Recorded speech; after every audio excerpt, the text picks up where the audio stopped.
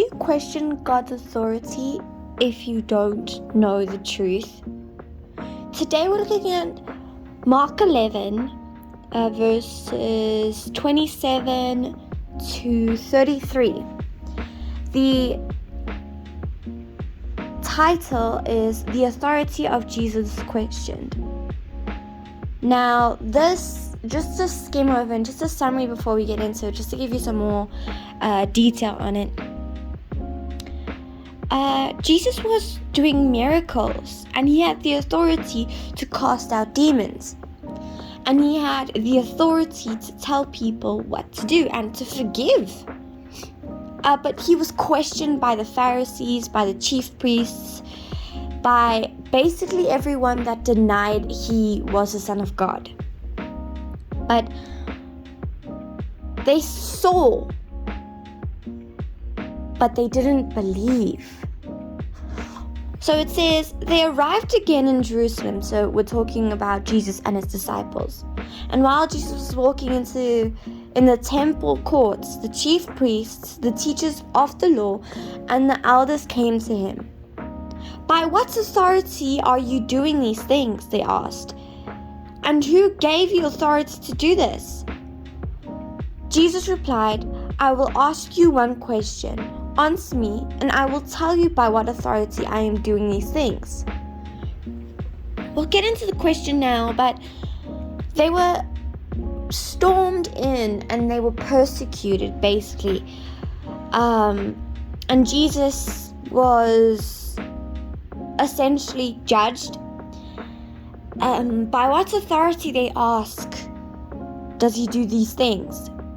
But we'll get into the main thing now just to teach. But when you ask God why he is doing something, or you question his authority, even though you know he has authority and you know he is the most powerful, but you question it anyway, and you are mad at him in a certain way, and you question him, basically, you will get an answer that will make you question your faith in him.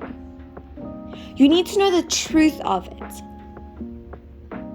So Jesus replies and he says, "I'll ask you a question and you answer me truthfully, and I will tell you by what authority I'm doing these things." Verse 30 says, "John's baptism, was it from heaven or of human origin? Tell me."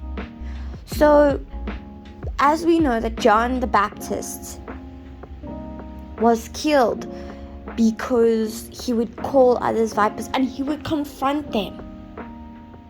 He was killed because he confronted the truth. This is what it comes to. Are you scared of confrontation?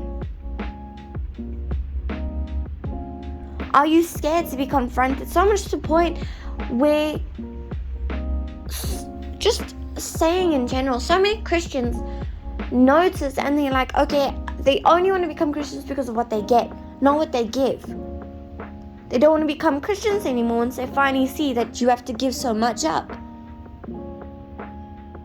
But that's why it says in the Bible that you must put your full faith in him and you must lean on him, and you will truly be rewarded for your faith.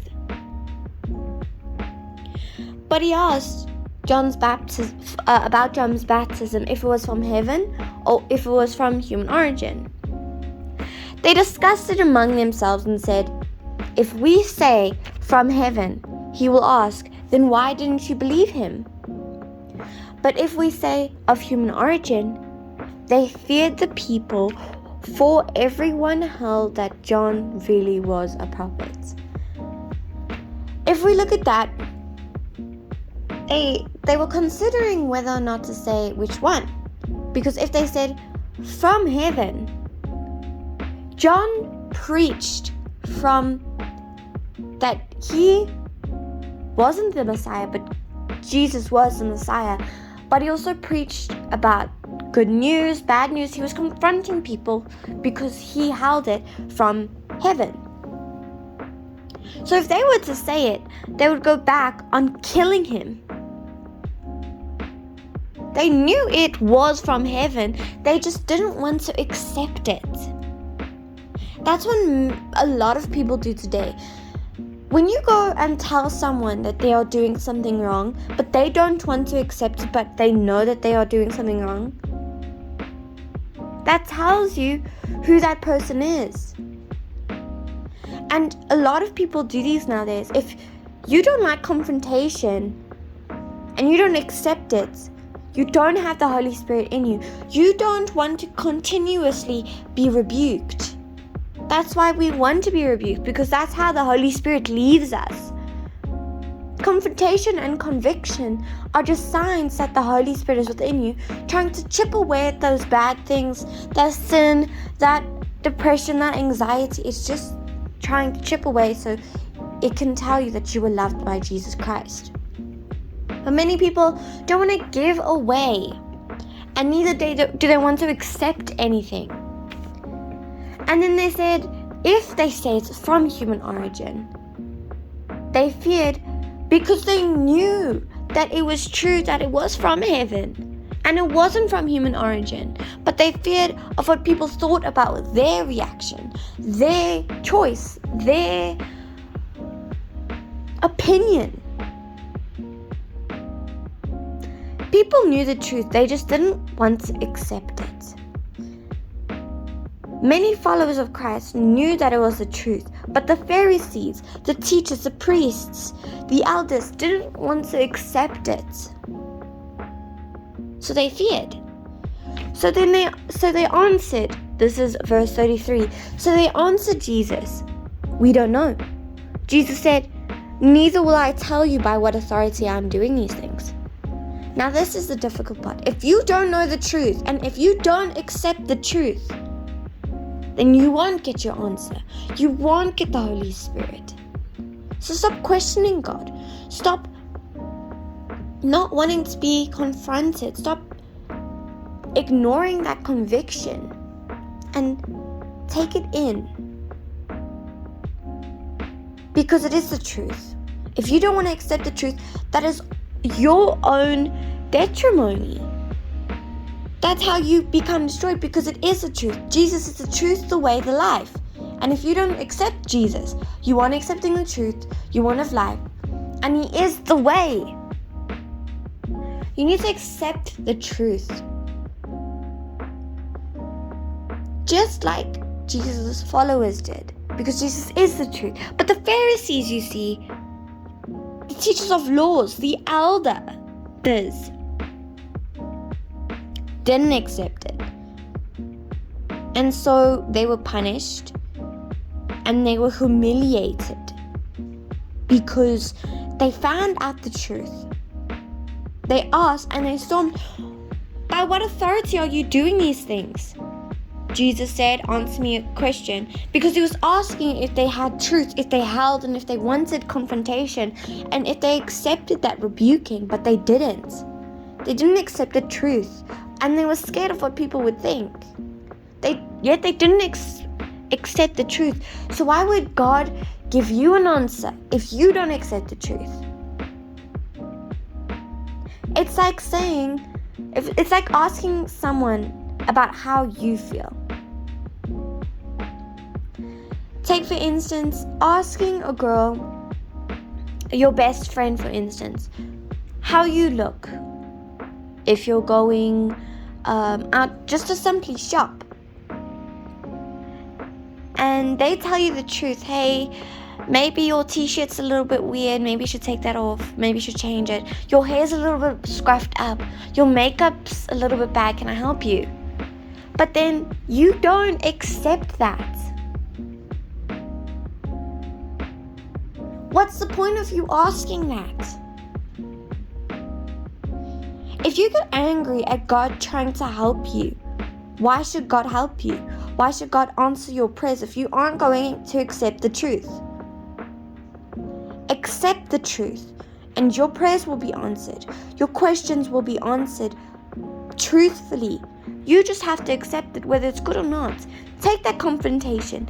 Use it, because Confrontation is a good sign. Conviction is a good sign. Fear is a good sign. Fear for the Lord, not fear in general, because that increases the enemy. But fear for the Lord, that is good, because that tells you that you care and you take God seriously. You take Jesus seriously, and you know that you have the Holy Spirit in you. But if you don't accept that truth, what's the point of us giving or Him giving you that truth? There's no point in asking. So accept that truth. Try and change it. But if you accept that truth, take for instance that example that I gave. If you do want the truth, and your best friend gives you the truth, and you're like, oh my gosh, thank you so much, I would have gone out like that. You go change, you thank them, and then you ask them again, is this okay? Then your friend goes, yeah, that's good, shop. Then you go out and you're like, okay, thank my best friend for doing that. Because if I didn't change and my friend didn't give me the truth, then I would have gone out like a mess. Now remember, that is Jesus. Jesus is trying to save you. Jesus is trying to change your life. Jesus is trying to rebuke that sin in your life, so that you can be saved, so that you can be seen. It says that Jesus didn't come down to condemn you. He came down to save you. He said many truths, but people didn't accept them. Just like the teachers, just like the Pharisees, just like the elders, just like the chief priests. They didn't accept it, so that destroyed them. Accept it, and you will fully see that Jesus is trying to save you, not to harm you.